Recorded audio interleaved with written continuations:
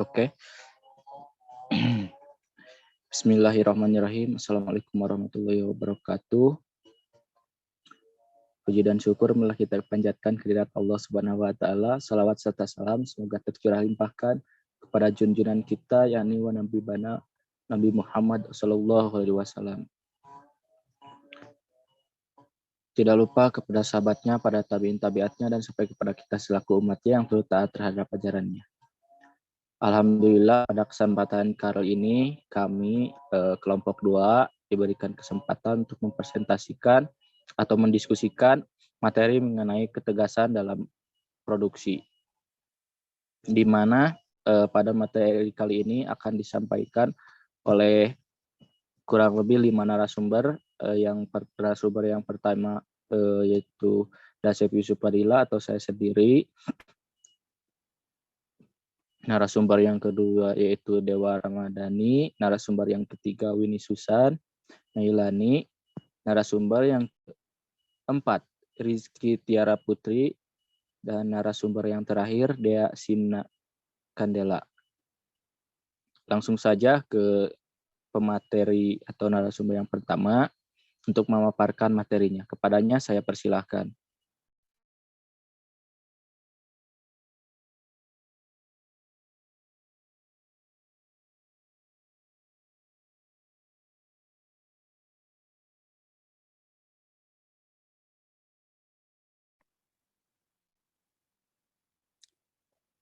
Win? Ya, baik. Terima kasih kepada moderator. Selanjutnya saya akan memaparkan pengertian produksi. Produksi merupakan kegiatan menghasilkan barang maupun jasa atau kegiatan menambah nilai kegunaan atau manfaat suatu barang. Produksi bisa disebut juga sebagai proses penciptaan suatu barang dan jasa. Kegiatan produksi suatu kegiatan yang dikerjakan untuk menambah nilai guna suatu benda atau menciptakan barang baru sehingga lebih bermanfaat dalam memenuhi kebutuhan. Kegiatan produksi membutuhkan faktor-faktor produksi seperti sumber daya alam, tenaga kerja, modal, dan teknologi. Pada hakikatnya, produksi merupakan penciptaan atau penambahan faedah atau bentuk, waktu, dan tempat atas faktor-faktor produksi sehingga lebih bermanfaat bagi kebutuhan manusia. Lalu ada tujuan produksi. Yang pertama itu memperbanyak jumlah barang dan jasa. Yang kedua, menghasilkan barang dan jasa yang berkualitas tinggi. Yang ketiga, memenuhi kebutuhan sesuai dengan perkembangan peradaban dan kebudayaan serta perkembangan teknologi. Yang keempat, mengganti barang yang rusak atau habis. Yang kelima, memenuhi pasar dalam negeri untuk kebutuhan perusahaan dan rumah tangga. Yang keenam, memenuhi pasar internasional. Yang ketujuh, mendapatkan keuntungan. Sekian dari saya. Selanjutnya, saya kembalikan kepada moderator. Terima kasih. Ya, terima kasih kepada pemateri yang pertama telah menyampaikan materinya. Langsung saja ke pemateri yang kedua. Kepadanya saya persilahkan. Oke, terima kasih kepada moderator yang telah mempersilahkan saya untuk membaca materi kali ini. Selanjutnya yaitu fungsi produksi. Fungsi produksi itu dibagi 4. Yang pertama adalah perencanaan, yaitu merupakan penetapan antara keterkaitan dan pengorganisasian dari sebuah kegiatan produksi dan operasi. Lalu yang kedua ialah pengelolaan. Dalam dunia usaha, sering sekali proses ini dianggap sebagai mode atau teknik yang digunakan untuk pengolahan masukan ataupun input. Lalu yang ketiga ialah pengendalian dan perawatan. Salah satu untuk menjamin terlaksananya kegiatan sesuai dengan yang direncanakan. Lalu yang keempat yaitu jasa menunjang merupakan salah satu sarana yang berupaya pengorganisasian yang diperlukan mengolah barang ataupun jasa agar dapat dilaksanakan dengan efektif ataupun efisiensi. Selanjutnya ialah aspek-aspek dalam produksi, yaitu dibagi menjadi 6. Yang pertama adalah lokasi atau lokasi operasi. Untuk bisnis ataupun kewirausahaan hendak dipilih lokasi yang paling strategis dan efisien, baik bagi perusahaan itu sendiri maupun bagi pelanggannya. Lalu yang kedua ialah volume operasi. Volume operasi harus relevan dengan potensi pasar dan prediksi permintaan sehingga tidak terjadi kelebihan dan kekurangan kapasitas. Lalu yang ketiga ialah mesin dan peralatan. Harus sesuai dengan perkembangan teknologi masa kini dan yang akan datang, serta menyesuaikan dengan luas produksi agar tidak terjadi kelebihan kapasitas.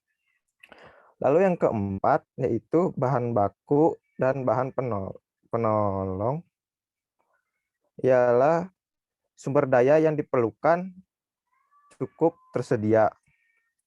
Lalu yang kelima ialah tenaga kerja, itu jumlah tenaga kerja yang diperlukan dan bagaimana kualifikasinya. Yang keenam ialah tata letak atau tata ruang di berbagai fasilitas operasi. Sekian dari saya kembalikan kepada moderator.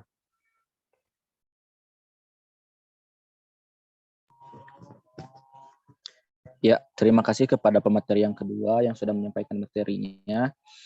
Supaya untuk mengefisiensikan waktu, langsung saja ke pemateri yang ketiga. Kepadanya saya persilahkan.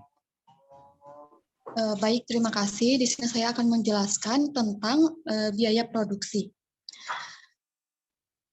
Biaya dapat diartikan juga sebagai pengorbanan ekonomis yang diperlukan untuk memperoleh suatu produk, barang, atau jasa, atau pengeluaran yang bisa dilakukan di masa sekarang untuk mendapatkan manfaat pada masa yang akan datang, di mana pengeluaran tersebut dapat diduga serta dapat dihitung secara kuantitatif dan tidak dapat dihindarkan. Dalam biaya produksi ini terdiri atas dua bagian besar dengan penggolongan biaya masing-masing, seperti biaya menurut perilaku yang terdiri dari biaya tetap dan biaya tidak tetap.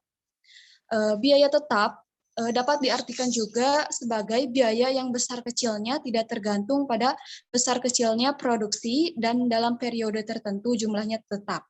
Misalnya, biaya untuk gaji tenaga kerja tetap, penyusutan alat, pajak lahan, dan sebagainya. Yang kedua, biaya tidak tetap.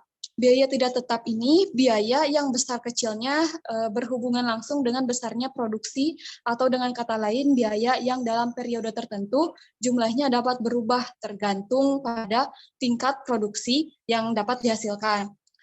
Misalnya biaya untuk pembelian bahan baku, biaya upah tenaga kerja, borongan, dan sebagainya. Yang kedua, ada juga biaya berdasarkan jenis, terdiri dari 3. Yang pertama, biaya langsung atau biaya pokok. Biaya ini langsung terikat atau menjadi bagian pokok dari produk yang dihasilkan. Biaya yang digolongkan dalam jenis ini adalah biaya bahan langsung dan tenaga kerja langsung. Yang kedua, biaya tidak langsung.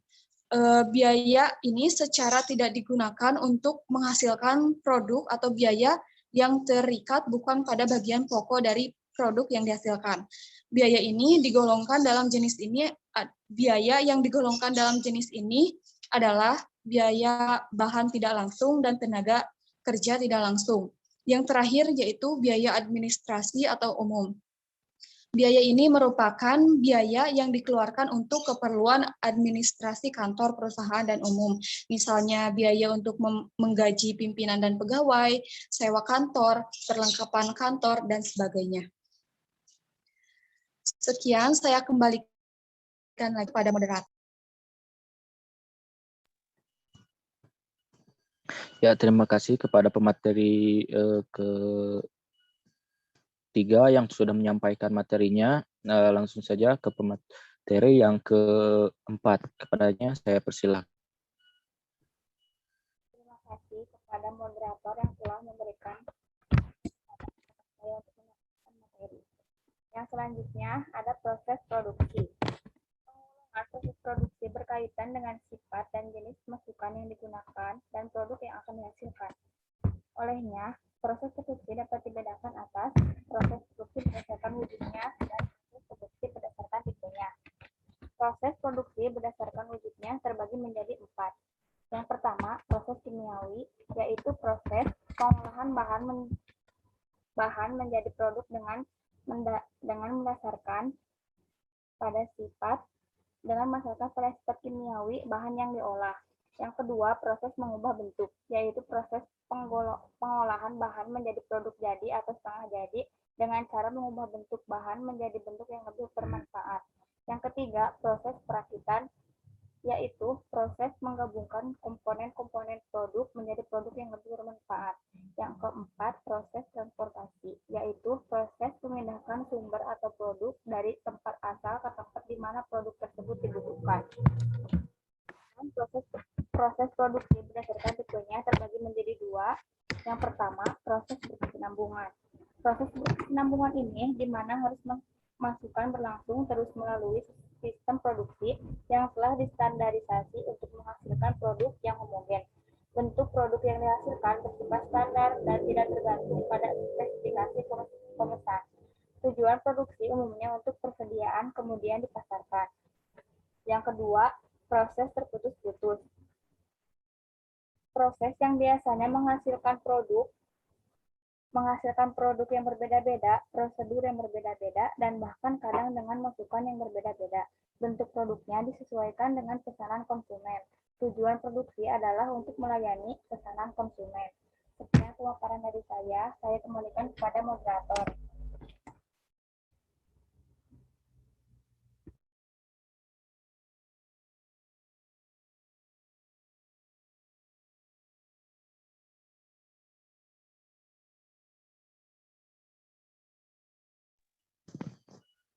Ya, terima kasih kepada pemateri keempat yang sudah menyampaikan materinya. Selanjutnya pemaparan yang terakhir yaitu yang akan disampaikan oleh saya sendiri. Pengendalian produksi. Pengendalian produksi seperti biasa setelah menentukan spesifikasi produksi yang akan dihasilkan, merancang proses dan sistem produksi, maka perlu mengorganisasikan seluruh sumber daya yang dimiliki oleh perusahaan untuk mengendalikan produksi. Pengendalian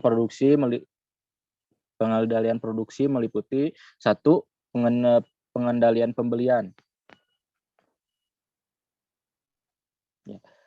Agar pembelian yang dilakukan oleh perusahaan terkait proses produksi lebih efisien atau hemat, dalam pengendalian pembelian ini melibatkan beberapa faktor yang saling terkait, yaitu kuantitas, kualitas, harga, dan pelayanan. Yang kedua yaitu pengendalian persediaan. Perlu dilakukan agar biaya yang dikeluarkan untuk penyimpanan dapat dikendalikan. Yang ketiga yaitu pengendalian produksi. Agar proses produksi dapat berjalan dengan lancar, tepat waktu, dan menghasilkan produk dalam kualitas dan kuantitas yang sesuai dengan yang direncanakan. Dan yang terakhir, yang keempat, pengendalian kualitas. Yang dilakukan pada setiap tahap pengendalian kualitas adalah pengendalian yang dilakukan pada setiap tahapan proses yang bertujuan untuk mencegah adanya penyimpangan atau kerusakan terhadap standar kualitas produk yang telah ditetapkan atau quality control. Cukup sekian yang dapat saya sampaikan untuk materi kali ini, dan juga cukup sekian untuk diskusi atau pemaparan materi yang dapat kami sampaikan. Akhir kata, mohon maaf apabila ada kesalahan. Wabillahi taufiq wal hidayah. Wassalamualaikum warahmatullahi wabarakatuh.